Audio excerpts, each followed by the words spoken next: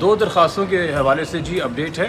ایک ہم نے 561 ہے جو انہیرنٹ پاورز ہیں ہائی کورٹ کی, اس میں ہم نے چیلنج کیا ہے جو ایک آرڈر تھا ایم ایل او کا جو کہ جے ایم صاحب نے انکار کر دیا تھا. ہم ریویژن میں سے خلاف گئے تھے آنریبل سیشنز کورٹ کے پاس, تو انہوں نے کہا تھا کہ جی ریویژن جوریسڈکشن نہیں بنتی ہے. تو اکارڈنگلی ہم ہائی کورٹ میں گئے, اس کی بدھ کو سماعت ہوئی تھی, اس پہ نوٹس ہوئے ہیں 15 تاریخ کے لیے. اس کے علاوہ آج جو ہے ہم نے ایک سی پی فائل کی ہے, چونکہ ہماری اسرشنز ہیں کہ اس کیس کے اندر انویسٹیگیشن سبوٹاج کرنے کی کوشش کی جا رہی ہے. دن اور رات کا فرق ہے دو پروگریس رپورٹس میں. ایک وہ پروگریس رپورٹ جو کہ عدالت میں جمع کرائی گئی 28 جولائی کو, اور پھر ایک وہ پروگریس رپورٹ جو کسی عدالت میں نہیں جمع کرائی گئی. میڈیا کے توسط سے ہمیں پتہ چلا کہ 1 اگست کو بھی ایک پروگریس رپورٹ جمع کرائی گئی ہے جس کی کاپی صرف اور صرف اگر مہیا کی گئی پولیس کی جانب سے تو ملزم کو مہیا کی گئی اور کسی کو مہیا نہیں کی گئی. اور اس میں بہت سارے دفعات نکالے گئے جو کی اوفینسز تھے, اور ایک وہی میں کہوں دن اور رات کا فرق آ گیا. اور 3 دن میں ایسا کیا بدلا جب کوئی نیا شواہد آن گراؤنڈ نہیں ہے.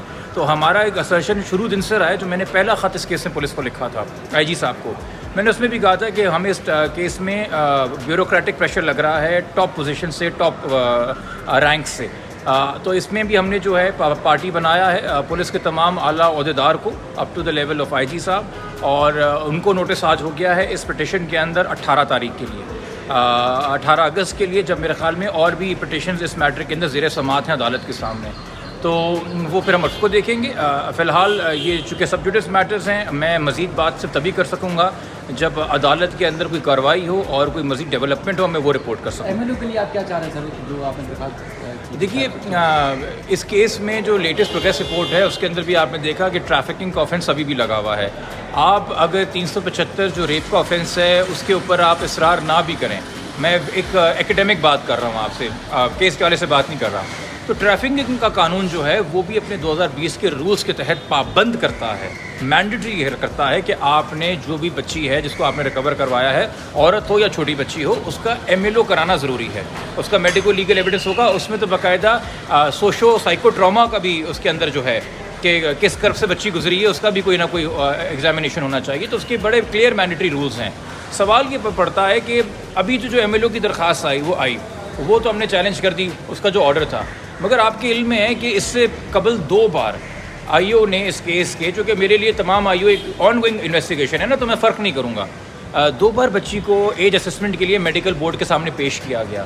تعجب کی بات ہے کہ ان دونوں صورتوں کے اوپر جب کوئی آئی او پہ پابندی نہیں تھی, بندش نہیں تھی, اس نے میڈیکو لیگل ایگزامینیشن کیوں نہیں کرایا, اس نے بچی کا پراپر مکمل معائنہ کیوں نہیں کرایا.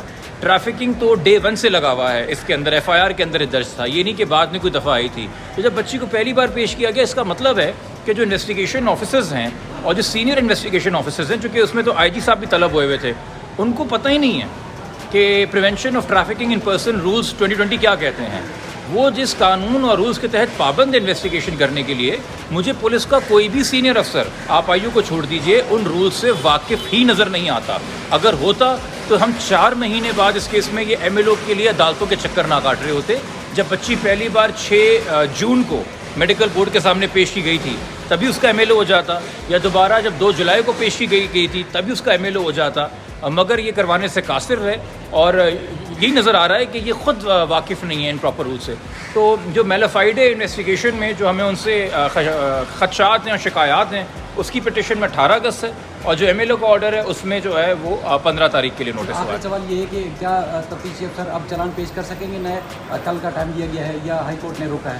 نہیں, دیکھیے ہائی کورٹ نے فی الحال تو کوئی اس میں اسٹے آرڈر نہیں دیا ہوا ہے, وہ اپنی پروگریس رپورٹس الگ منگائیں گے. اور دیکھیے چلان انویسٹیگیشن جو ہے نا, وہ کسی بھی کیس میں کبھی رکتی نہیں ہے. سپلیمنٹری چلان کتنی بار بھی آ سکتے ہیں, چلان کے اوپر ملٹیپل دوبارہ مزید چلان بھی آ سکتے ہیں, چونکہ انویسٹیگیشن ہے شواہد کو اکٹھے کرتے رہنا.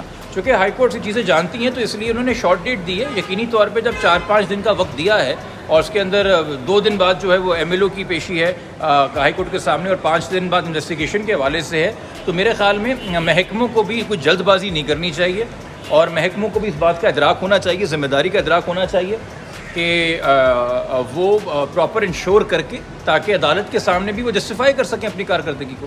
وائس آف نیشن کی ویڈیوز دیکھنے کے لیے ہمارا چینل سبسکرائب کیجیے اور بیل کے آئیکن پر کلک کیجیے تاکہ آپ ہماری تمام آنے والی ویڈیوز سے باخبر رہ سکیں.